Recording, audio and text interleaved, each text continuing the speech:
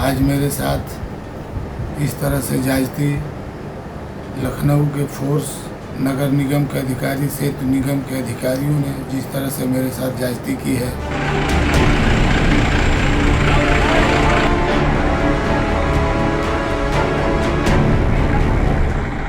उत्तर प्रदेश की योगी आदित्यनाथ सरकार के कार्यकाल में बुलडोजर एक महत्वपूर्ण किरदार निभा रहा है।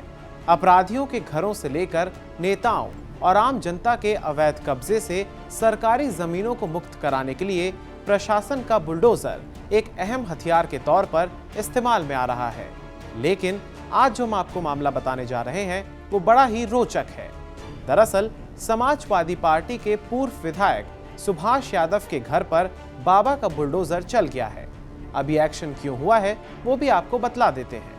दरअसल 2007 में बलिया के बैरिया विधानसभा क्षेत्र से विधायक रहे सुभाष यादव के घर पर यह बुलडोजर इसलिए चला क्योंकि सेतु निर्माण द्वारा बनवाए जा रहे नए पुल के निर्माण में पूर्व विधायक की जमीन आ गई थी, लिहाजा उसे ध्वस्त कर दिया गया।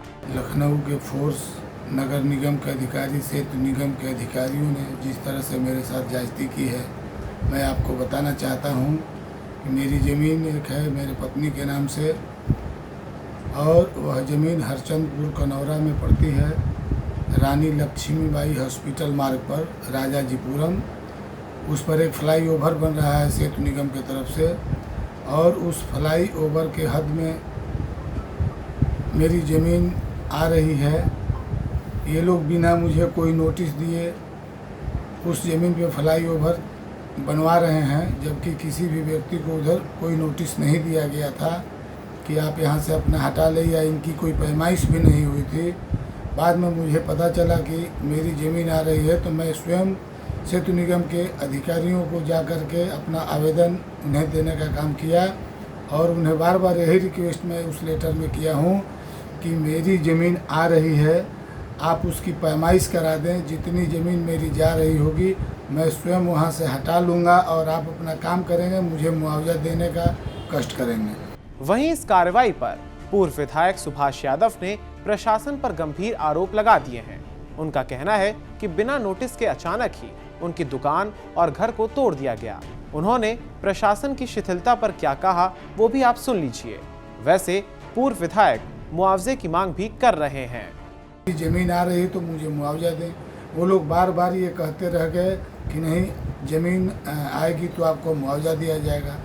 फिर भी उनकी शिथिलता को देखते हुए हमने PWD के प्रमुख सचिव साहब से रिक्वेस्ट की, आवेदन दिया कि सर मेरी ज़मीन को पैमाइश करा दिया जाए, और यदि ज़मीन मेरी आती है तो मुझे मुआवजा दिया जाए और कार्य करने का कृपा करें। लेकिन मेरे साथ आज बिना कोई सूचना दिए वहाँ पुलिस बल के साथ नगर निगम के अधिकारी, सेतु निगम के अधिकारी वहाँ पहुँच करके और हमारी बनी हुई दुकानों को तोड़ने का काम किए हैं।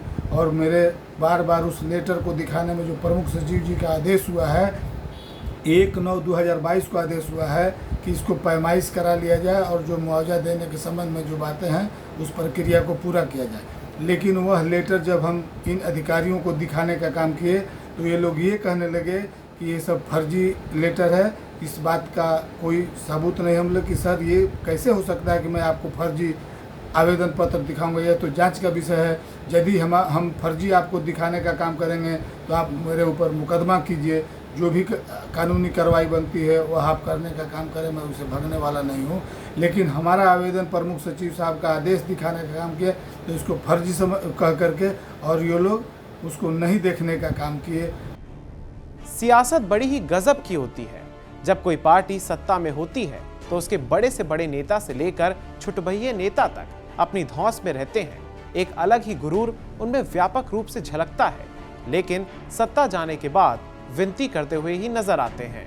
वहीं कानपुर में बर्रा बाईपास स्थित अवैध रूप से बने दिव्यांशी गार्डन पर भी केडीए का बुलडोजर चला है। प्रशासन की कार्रवाई के दौरान मौके पर भारी संख्या में पुलिस बल भी तैनात रहा।